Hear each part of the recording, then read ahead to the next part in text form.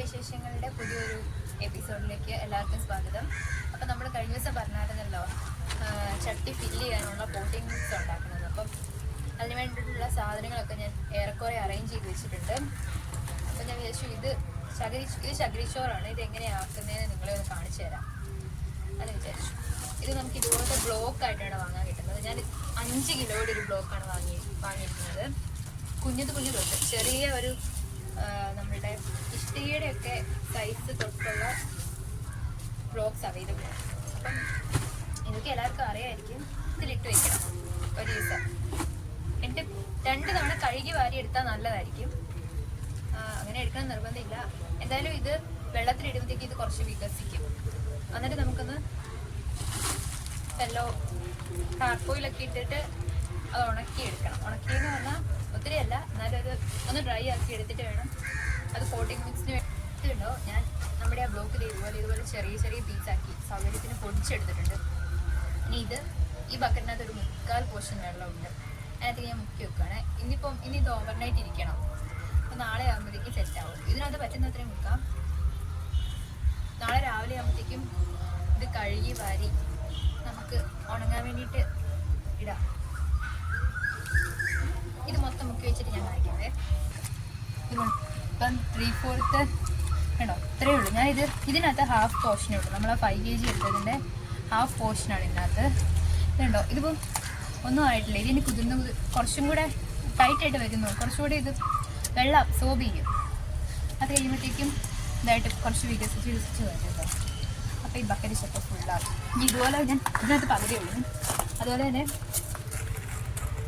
വേറെ ഒരു ബക്കറ്റും കൂടി ഉണ്ട്.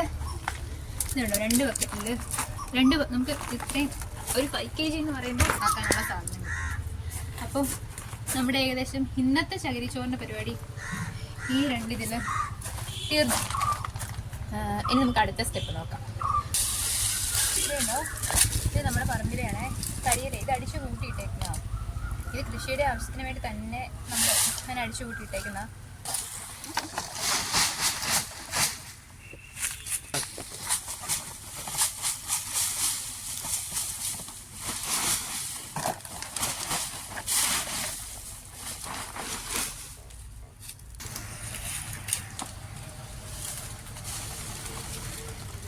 നമ്മൾ ഈ കരിയിലേക്ക് ശരിക്കും പറഞ്ഞാൽ കമ്പോസ്റ്റ് ഉണ്ടാക്കി വെച്ചിട്ടുണ്ട് കേട്ടോ. ഒരു ദിവസം ഞാൻ ആ കമ്പോസ്റ്റ് ഉണ്ടാക്കുന്നത് എങ്ങനെയാണെന്നൊക്കെ ഇനിയുള്ള വീഡിയോസിൽ കാണിച്ചു തരാം.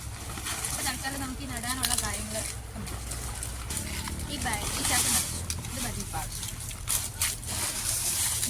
അപ്പോൾ നമുക്കിപ്പോൾ അത്യാവശ്യം പാക്കി എളുപ്പിക്കാൻ വേണ്ടിയിട്ടുള്ള ചകിരിച്ചോറിൻ്റെ ഇതൊക്കെ ആക്കി വെച്ചിട്ടുണ്ട്. ഇനി നമ്മൾ ഓൾറെഡി കുറച്ച് ചാണകം കൊണ്ടുവന്ന് ഉണക്കാൻ വേണ്ടി കിട്ടിയിട്ടുണ്ട്. പിന്നെ അല്ലാതെ ഇങ്ങനെയൊക്കെ ചെയ്ത് നമ്മൾ മെയിനായിട്ട് എൻ്റെ അച്ഛൻ ഇത് പടവലം നമുക്കായിട്ടുണ്ട്, അതും കാണിച്ചു തരാം. ഇതുണ്ടോ, ഇതൊക്കെ അച്ഛൻ്റെ ആണ് കേട്ടോ. തക്കാളിയാണ്. ഇതിനൊക്കെ ഓൾറെഡി പൂവായി വരാൻ തുടങ്ങി. ഇതാണ് ഞാൻ പറഞ്ഞത്. ഇത് ഞങ്ങൾ ഓൾറെഡി വിളവെടുത്തു കേട്ടോ. ഇതിനി എടുക്കാൻ വേണ്ടി നിർത്തിയിരിക്കുന്ന ആളാണ്. ഇതൊക്കെ അച്ഛൻ്റെയാണ്. ഇനി നമ്മൾക്ക് പോട്ടിംഗ് മിക്സ് ഉണ്ടാക്കാനാണ്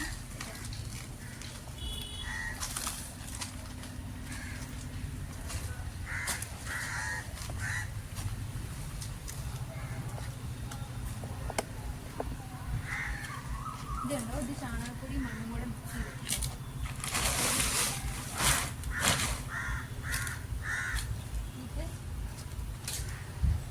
അങ്ങനെ കഴുകിയെടുത്ത ചകിരിച്ചോറ് ഉണങ്ങാൻ വേണ്ടിയിട്ട്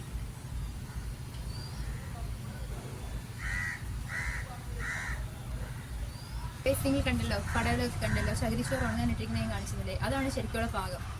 കറക്റ്റ് പാകമായിട്ടിരിക്കുന്നത്. അതേപോലെ തന്നെ നമുക്കിത് ആക്കിയെടുക്കണം.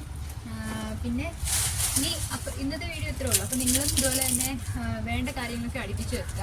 ഇതുപോലത്തെ കാര്യങ്ങളൊക്കെ കരിയിലൊക്കെ ഇതുപോലെ കത്തിച്ച് കളയാതെ ഇതൊക്കെ യൂസ് ചെയ്യാം. എന്നിട്ട് ഭയങ്കര ഇതിന് ശേഷം നമ്മൾ അടുത്ത എപ്പിസോഡിൽ നമ്മുടെ സീഡൊക്കെ പാകുന്നതായിരിക്കും. അപ്പോൾ അതുവരേക്കും ബൈ, സീ യു.